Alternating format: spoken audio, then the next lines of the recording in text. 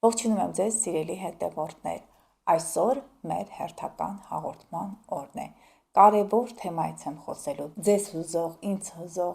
ողջ համայն հայությանը հուզող համապետական ընտրությունների մասին, որը տեղի է ունենալու 2026 թվականի հունիսի 7-ին։ Նաև սիրելի հետևորդներ, ցանկանում եմ շնորհակալություն հայտնել ձեզ ալիքը դիտելու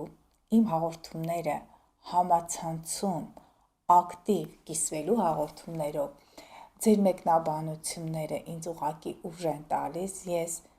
զարմանալիորեն ուրախացած եմ Փակ TV-ում հարցում եմ անցկացրել, թե որքան աստղաբանորեն գրագետ են իմ հետևորդները։ Էլ չեմ ասում Instagram եւ Facebook հարթակները։ Instagram-ը միշտ ասում այն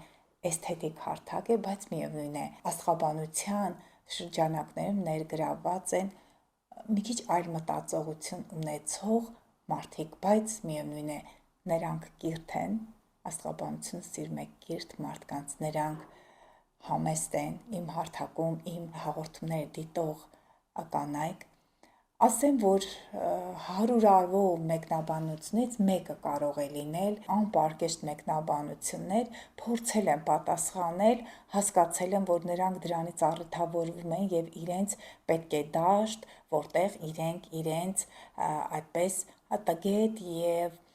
անբռնազբոսիկ բնավորությունը պետք է ցույց տան։ Այդ իսկ պատճառով որոշել եմ մեկնաբանությունների դաշտը մաքրելու եմ, եթե անպարկեշտ մեկնաբանություններ եղան։ Նաև ծելի հետևորդներ տարբեր հարթակներում հարցազրույց եմ տվել, յուրաքանչյուր հարթակ վերցնում է այն մի քանի բառը, փաթեթավորում եւ դնում է վերնագիր։ Ուստի սիրելի հետևորդներ, ցանկալի է, որ իմ հարթակում ի վերջո լսեք այդ հաղորդումների մեկնաբանությունները եւ հենց այս հարցի շուրջ ես ցանկանում եմ իմ հարթակում տալ հստակ մեկնաբանություն։ Նրանք, ովքեր տարակարծ կլինեն ինձ հետ կամ կունենան տարբեր քաղաքական հայացքներ, խնդրում եմ այս հարթակը մարտի դաշտ ռինգ չվերածեք, այստեղ այդպես անպարկեշտ մեկնաբանություններ կամ վիրավորական արտահայտություններ մեկը մյուսի հանդեպ ուղղակի չգրեք։ Հնարավոր է, որ ձեր քաղաքական հայացքները չհամընկնեն իմ կանխատեսումների հետ, բայց դա չի նշանակում, որ ես աստղաբանորեն չպիտի կանխատեսում անեմ։ Ես համարձակ եմ եւ ես գիտեմ այն կանխատեսումները, որոնք որ պետք է անեմ, դրանք կատարվելու են։ Իսկ համարձակությունը դա մարսմոլորակն է, որը իմ քարտեզում բավականին ուժեղ է դիրքավորված եւ ես կփորձեմ տալ հավանական թեկնածուի կամ թեկնածուների անունները, որոնք առավել շատ ձայներ կհավաքեն։ Հետո արդյունքները կամփոփենք միասին ես եւ դուք ընտրություններից հետո։ Սիրելի հետևորդներ, հունիսի 7-ին է տեղի ունենալու համապետական ընտրությունները, առավոտ 8-ի դրությամբ արդեն դռները բացվելու են, կարծում եմ, միշտ այդպես է լինում։ Ինչ ենք տեսնում այդ օրվա քարտեզում, որ ասցենդենտը խեցգետնում է, Վեներան Յուպիտերը երկու բարեգործները նրանք առանց ասպեկտների են, հեչ դա լավ չէ, որովհետև հնարավոր է, որ ժողովրդի հիմնական մասը չմասնակցեն ընտրություններին։ Ինչու, որտեղ երկու բարեկեցության մոլորակներ խեցգետնի կենթանակերպում օգնող հանգամանքներ չունեն։ Հնարավոր է, որ ժողովուրդը հիասթափվեց է, հնարավոր է նրանք կարծում են, որ բարեկեցություն կարող է չլինել, երկու բարեկեցության մոլորակները այստեղ մենակ գլխիկոր կանգնած են։ Խեցգետնի մոլորակը լուսինը գտնում է ձկների կենթանակերպում, այստեղ կրկին լուսինը բարդ դիրքեր ունի, լուսին Ուրան փառատուսին հնարավոր է, որ նույնը կասեմ ես ձեզ, որ ժողովուրդը կարծես թմբիրի մեջ է, այստեղ հեղափոխական հայացքները այդ օրերին առավել ակտիվ կլինեն։ Փորձենք ըստ հերթականության դիտարկել քարտեզները։ Շատ հավանական է, որ առավել ձայներ հավաքեն 3-4 հոգի։ Ես Արեգ TV-ում մեկնաբանություններ եմ կատարել, կանխատեսումներ եմ կատարել, առավել ձայներ կարող է հավաքեն Նիկոլ Փաշինյանը, Սամվել Կարապետյանը, հաջորդ թեկնածուն դա Գուրգեն Սիմոնյանն է։ Նա հնարավոր է այսպես երրորդ տեղում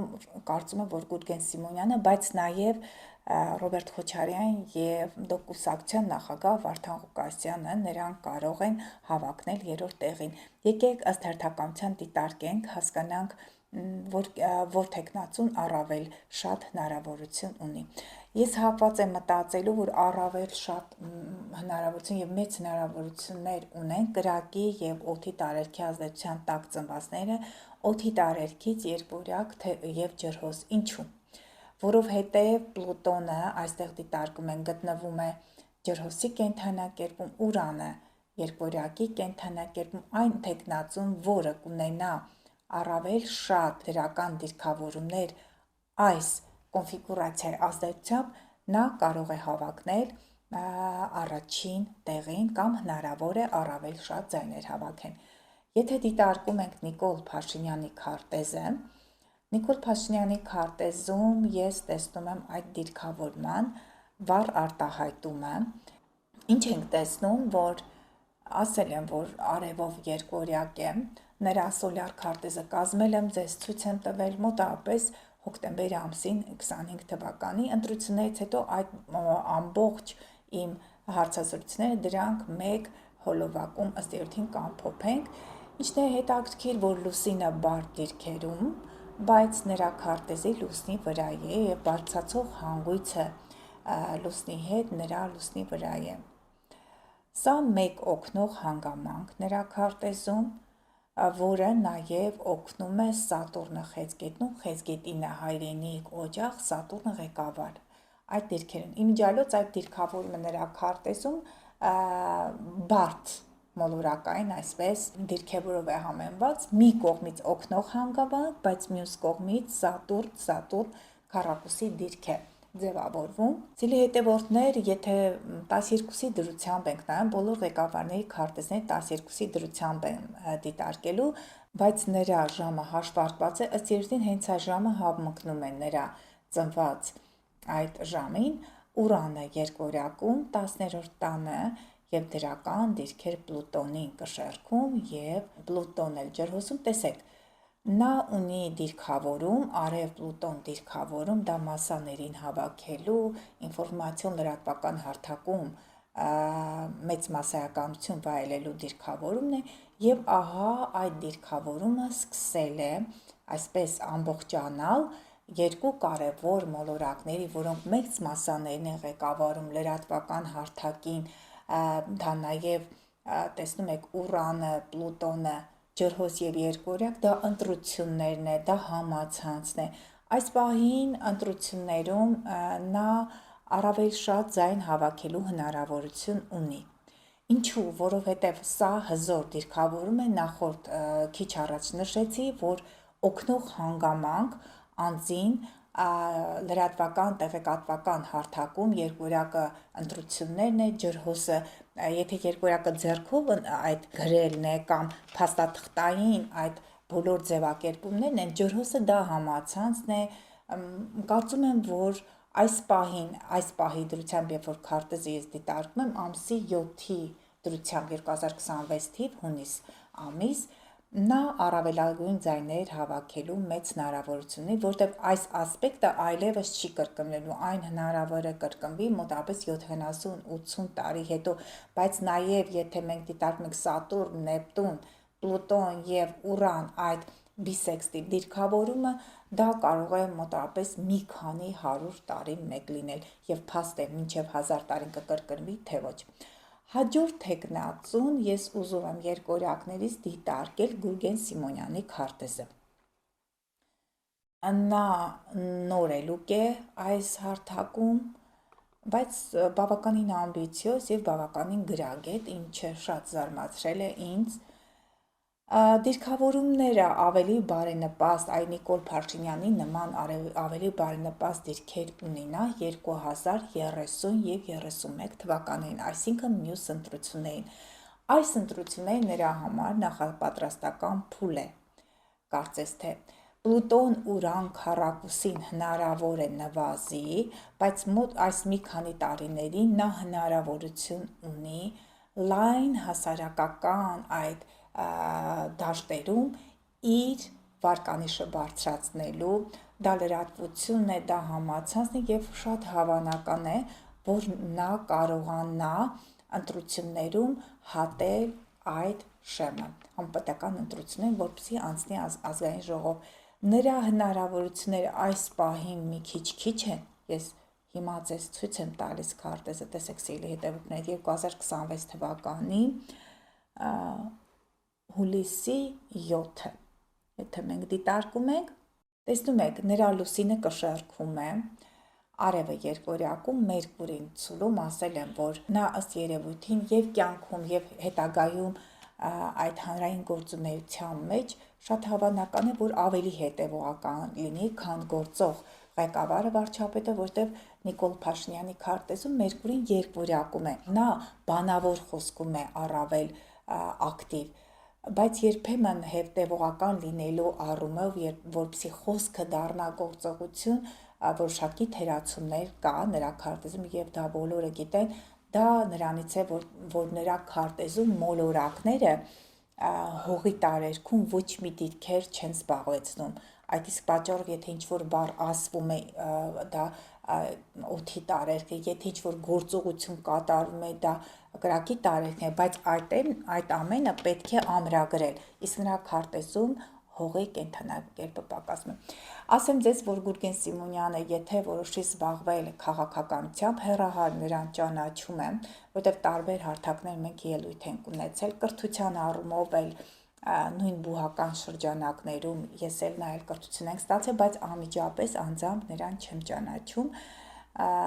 իսկ նա ունի հնարավորություն հետագայում հանրային գործունեություն ծավալելու եւ երկրի ղեկավար դառնալու, ինչու որովհետև Յուպիտերը ջրհոսում է, այ հենց լայն շրջանակներում հանրության նա կարողանում է իրեն դրսևորել, իր խոսքը առաջ տալ, դե երկորյակ է, գիտեք, երկորյակը դա հռետորներն են, հռետորաբանությունն է, եւ լուսինը կշեռքում բավականին կարծում եմ, որ կշեռքը դա գործընկերային հարաբերությունն են, շատ ընկերների, համախոհների մեծ շրջանակ ունի։ Իսկ այդ ամենը առավել մեծ հնարավորություն կստանա 30 եւ 31 թվականներին։ Սա է սիրելի հետևորդներ, իմ մեկնաբանումը նրա մասին, փորձենք հասնել հաջորդ թեկնածուին եւ խնդրում եմ նորից հորդորում եմ մեկնաբանություններում եղեք ավելի կոռեկտ, միևնույն է հեռացվելու նոր պահին։ Ես որոշել եմ, որ ոչ ոքի հետ կոնֆրոնտացիայի մեջ չեմ մտնելու եւ իմացեք, որ սա աստղաբանական մեկնաբանում է։ Ուզում եմ դիտարկենք Սամվել Կարապետյանի քարտեզը։ Ինչու Սամվել Կարապետյանը իր կյանքի կարևոր շրջափուլում 50-60 տարեկանում հայտնվեց մեկուսացման վայրում։ Դա նրա Սատուրնը ձկների կենդանակերպում, այդ դիրքները եւ Սատուրն, Պլուտոն, Ուրան, նրա հեղափոխական հայացքները, Ուրանը, նրա մեծ բազաներին ղեկավարելու այդ կարողություն, այո, նա այդ կարողությունը ունի եւ նպատակները հնարավոր է տանեն նրա մեկուսացման եւ դա կարող է լինել 44-45 տարեկանում, նախ առաջին ճգնաժամային փուլը երևի թե եղել է 29-30 տարեկանում, երկրորդը 44-45, երբ Սատուրնը եղել է Ուսի կենդանակերպում եւ Սատուրնը ձկների կենդանակերպ անցավ 2023 թվականի մարտի 7-ից եւ մինչեւ 2026 թվականի փետրվարի 14-ը գտնում է ձկների կենդանակերպում։ Ահա այդպես է լինում, երբ մարդ որոշ չափով Սատուրնի ծրագրերը չի կատարում կամ նախանշված է լինում, որ քեզ տալիս ենք այս հնարավորությունները եւ այս ձախողումների դեպքում դու ուղղակի հնարավոր է զրկանքներ կրես։ Տվյալ դեպքում զրկանքները նա կրում է մեկուսացման վայրում, այժմ նաեւ նա ուղղակի տնային կալանքի տակ է, հուսամ, որ նրա կյանքին վտանգ չի սպառնում, դա կարող է լինել մի քանի տարի հետո, երբ որ Պլուտոնը գա առուծի վերջին աստիճանների վրա, հնարավոր է կյանքին վտանգ չլինի, ուղղակի աշխատանքում որոշակի բարդություններ ունենա, դա ասեցի նրա արևի վրա Պլուտոնի միացման այդ դիրքով։ Սիրելի հետևորդներ, եթե ընտրությունները լինեին քիչ ավելի ուշ աշնան ամիսներին, ապա ես կասեի, որ նա ունի առավել շատ հնարավորություն, քան գործող վարչապետը։ Ինչու՞։ Որովհետև նա արևով առուծ է, նրա Յուպիտերը եւ բարձրացող հանգույցը գտնում են երկորյակում։ Կարծում եմ, որ աստղաբաններ հաշվել են նրան եւ ոչ տեղում դրսում էլ կան լավ մասնագետներ եւ նրանք խորհուրդ են տվել, եթե կյանքի բերումով նա ստիպված է այդ քայլին գնալ, ապա նրա տվյալներում այդ ամենը կան եւ նա հնարավորություն ուներ առավել շատ ձայներ հավաքելու, եթե այդ ամենը տեղի ունենար, ընտրություններ տեղի ունենային աշնանը կամ մյուս տարի, ինչու, որովհետեւ արդեն իսկ հուլիսի 30-ից հետո դիրքավորումները փոխվում են եւ Սամվել Կարապետյանի քարտեզում մենք տեսնում ենք, 26 թվականի օգոստոս ամսից հետո աշնանային այդ ժամանակահատվածում սեպտեմբեր-հոկտեմբեր ամսին, երբ որ Յուպիտերը անցնի առուծի կենդանակերպ, նա առավել մեծ հնարավորություն կունենար, կգար նրա արևի վրա եւ դրական դիրքեր կկազմեր իր Յուպիտերի հետ։ Բայց քանի որ վիճակը այսպիսին է,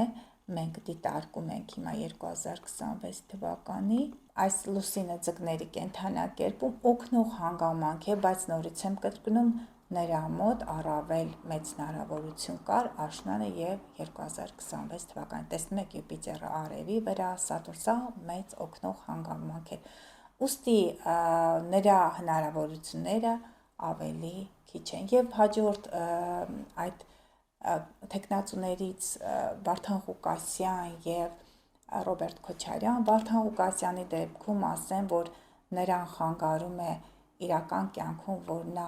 ուղղակի չի կարողանում ֆիզիկապես ներկա գտնվել եւ քարոզարշավը անձամբ իր ներկայությամբ տանել, բայց մի կարևոր բան, որ նա սիրում է հայրենիքը, Լուսինը Խեցգետնի կենդանակերպում, նա շատ կարևոր այստեղ դիրքեր կան, ասել եմ, կարծում եմ, որ յուրաքանչյուր տեխնացուի մոտ մտերիմ մարդիկ կան, որ ինձ լսում են, նա ուղղակի կյանքի մի փուլում պետք է որոշեր իր կյանքը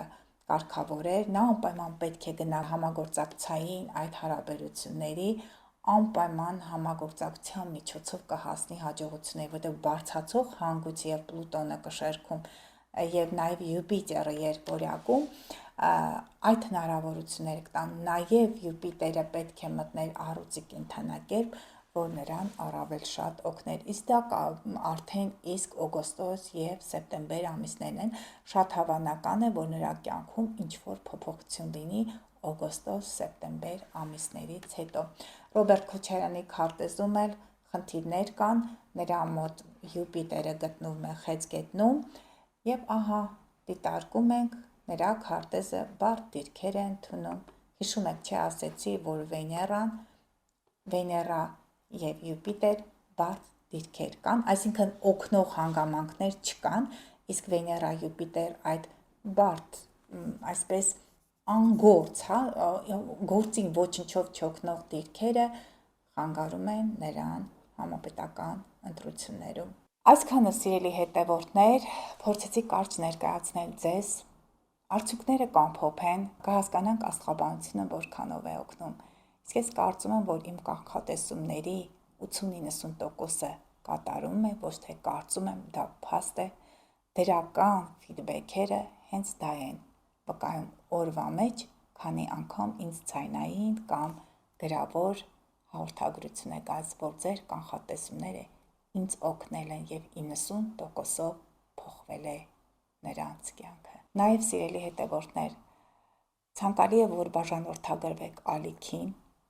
նաեւ կիսվեք իմ հաղորդումներով, մենք արդեն 10 միլիոնի շեմը հատել ենք, արդեն իսկ անցած շաբաթ։ Ցտեսություն, մինչ նոր հանդիպում։